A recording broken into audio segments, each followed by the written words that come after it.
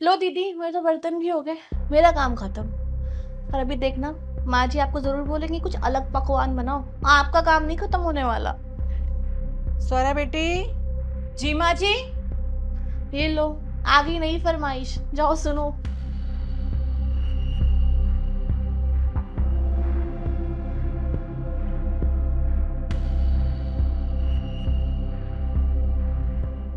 जी माँ जी। बेटा मेरी तबीयत ठीक नहीं है, तुम मेरे लिए थोड़ी सी खिचड़ी बना देना। क्या माँ जी, आपकी तो फरमाइशें खत्म नहीं होती हैं। अभी जो खाना बनाए वो खा लो, शाम को बना दूंगी खिचड़ी में। देख रहे हैं आप कैसे उल्टा जवाब देके गई है। लेकिन ऐसे तो कभी नहीं किया इसने। अरे आजकल इसके नखरे बहुत हो गए हैं।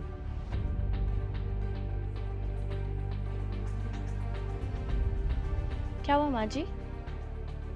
अरे बेटा मेरी तबीयत ठीक नहीं है तो मैंने स्वरा को बोला कि मेरे लिए थोड़ी सी खिचड़ी बना देना। मना करके गई मुंह पे, कह रही जो बनाए वही खा लेना, मैं नहीं बना सकती खिचड़ी। अच्छा, ये तो सही जवाब नहीं दिया दीदी ने।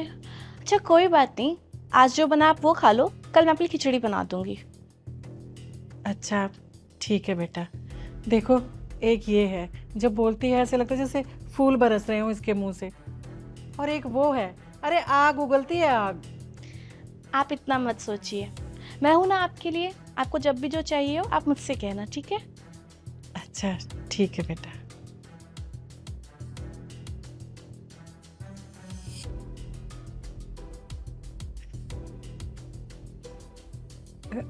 आप क्या सोचने लगे? कुछ नहीं।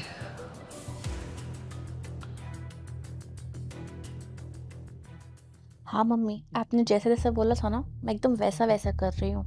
दोनों से हंस हंस के बात करती हूँ और उनको पता ही नहीं चलता कब मैं दोनों को आपस में भिड़वा देती हूँ।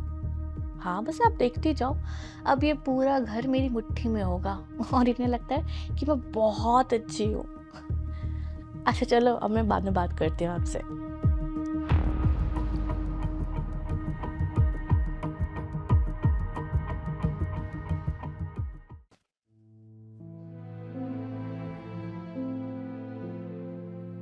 क्या हुआ?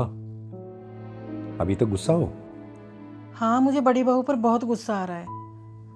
अरे मैं तो उसे बहुत सीधी समझती थी, लेकिन उसने तो अपना असली रंग दिखा दिया। वो सीधी ही है, पर असल में टेढ़ा तो कोई और है। क्या कह रहे हैं? हाँ, बड़ी बहू को इस घर में आए 6 साल हो गए हैं, लेकिन इन 6 सालों में आज तक ना तो उसने तुमसे कभी कोई सवाल जवाब किया और ना ही किसी काम के लिए मना किया। लेकिन तुमने एक चीज गौर की है, जब से ये छोटी बहू आई है घर में, तब से ये चीजें होनी शुरू हो गई हैं। असल में छोटी बहू तुम दोनों को एक दूसरे के खिलाफ भरती रहती है। पर छोटी बहू ने तो कभी कुछ नहीं बोला। बोला? अरे वो ये सब जानबूझ के करती है। मैंने भी अपनी कानों से सुना है उसे अपनी माँ से बात करते हुए। वो अपनी माँ को बोल रही थी कि माँ, मैं घर में दोनों को एक दूसरे के खिलाफ भड़काती रहती हूँ, लेकिन बोलती मीठा मीठा हूँ। क्या सच में? हाँ। अच्छा तुम एक बात बताओ, अभी तुमने जब खिचड़ी बनाने के लिए बोला तो बड़ी बहू ने तुमसे क्या जवाब दिया? बड़ी बहू ने ये बोला कि जो बनाए वही खा लो और खिचड़ी शाम को बनाएगी वो। ठीक। और जब यही बात तुमने छोटी बहू से बोली, उसने क्या कहा? छोटी बहू ने बोला कि माँ जी अभी जो बनाए वही खा लो और खिचड़ी वो कल बना देगी मेरे लिए। अब मुझे एक बात ये बताओ कि बड़ी बहू कह रही है कि मैं शाम को बना दूंगी, इसके बावजूद वो बुरी है, और छोटी कह रही है कि मैं कल बनाऊंगी, बावजूद इसके वो अच्छी है। ऐसा क्यों? ऐसा इसलिए क्योंकि बड़ी बहू ने जो कुछ कहा थोड़ा चिढ़ के कहा, गुस्से में कहा। वहीं छोटी बहू ने अपनी बात प्यार से कही।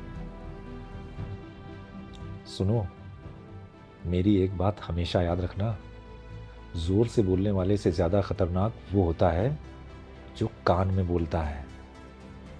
कभी कभी मुंह पर सच बोल देने वाला बुरा नहीं होता, बल्कि बुरा वो होता है जो हमारे मुंह के सामने मीठा मीठा बोलकर रिश्तों में जहर घोलता रहता है। समझ गई मैं। आज के बाद मैं छोटी बहू की किसी भी बात में नहीं आऊंगी।